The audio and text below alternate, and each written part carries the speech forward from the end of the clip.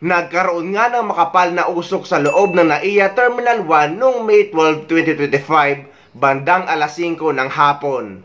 At ayon sa namumuno sa NAIA, kinumpirma nila na ang sanhin ay power bank na nahulog sa baggage carousel system mula sa bagahe ng isang pasahero. Nagdulot daw ng minor spark ang nasabing power bank na nahulog galing sa maleta ng pasahero, ngunit hindi naman daw ito o hindi naman nagkaroon ng sunog sa loob ng paliparan. At nananatiling operational ang baggage carousel system matapos itong itest at isecure ang area at maalis ang power bank na umusok. Kinumpirma ng new NAIA Infra Corporation ang naitalang paglabas ng usok sa loob ng Ninoy Aquino International Airport Terminal nitong Lunes. Ilang minuto bago mag-alas 5 ng hapon, namataan ang paglabas ng usok mula sa Carousel 3 ng airport. Napag-alamang nagmula ang usok sa nahulog na power bank.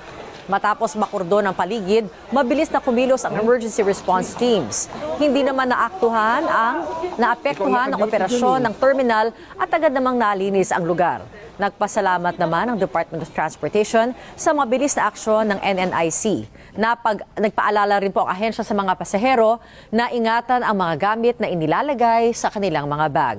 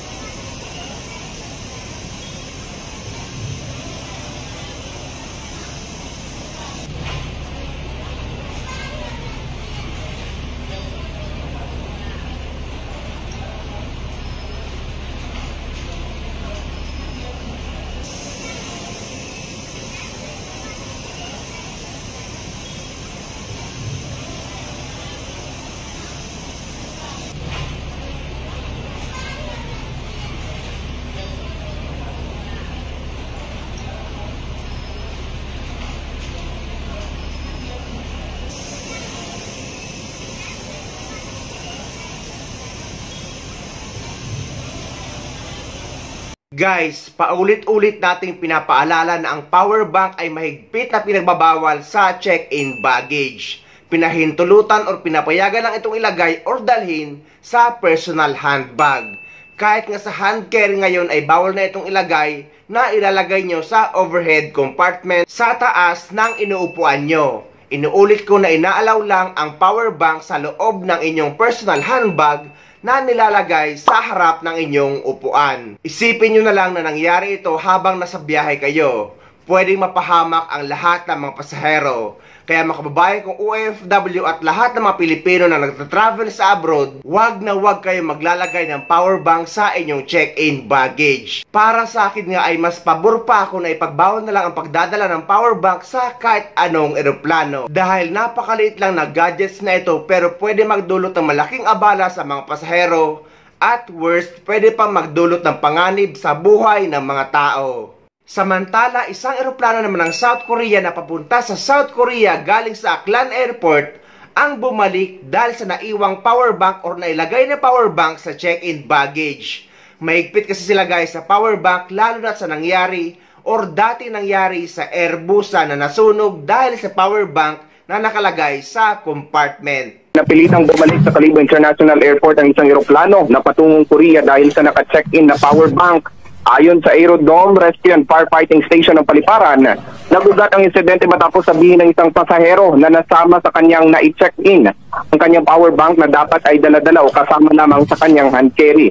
Matapos ang nasa isang oras na panananatili sa himpapawid ng eroplano, ay ligtas itong lumapag sa Kalibo Airport at agad na inilabas ang naturang maleta para hanapin ang nasabing power bank. Kaugnay nito, muling ipinaalala ng pamunuan ng Paliparan sa mga pasahero na ugalihing sumunod sa mga ipinatutupad para hindi malagay sa alanganin ang biyahe ng eroplano. Dapat rin aniya na sa check-in station ay ideklara ang mga kargang mga electronic device. Kaya para maiwasan ang kahit anumang abala or aberya sa eroplano, ay dapat alam natin ang mga rules or patakaran sa pagdadala ng power bank. Pinahintulutan naman ito sa carry-on bag or sa personal handbag. Pero mahigpit itong pinagbabawal na ilagay sa check-in baggage. Ngunit kahit pinahintulutan ang power bank sa carry-on baggage, pero bawal itong ilagay sa hand carry na nilalagay sa overhead compartment. Dapat nakalagay lang ito sa personal handbag nyo na nakalagay sa harap ng inyong upuan. At ang pinapayagan na power bank ay 27 mAh or 27,000 mAh. Ang lalampas na power bank sa 27,000 mAh or mAh or 100 Wh ay kailangan ng airlines approval.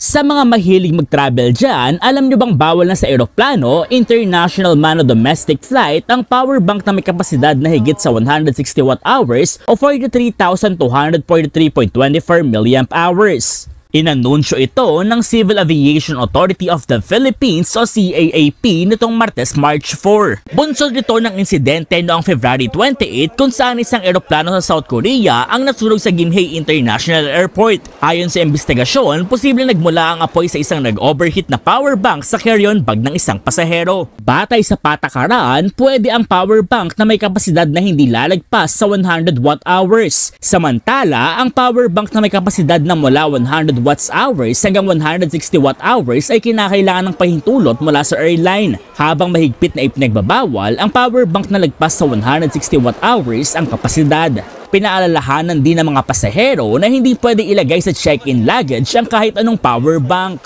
Ayon sa CAAP, nakikipag-ugnayan na ito sa iba't ibang airlines sa Ninoy Aquino International Airport at iba pang pangunahing paliparan sa bansa upang mahigpit na ipatupad ang regulasyon.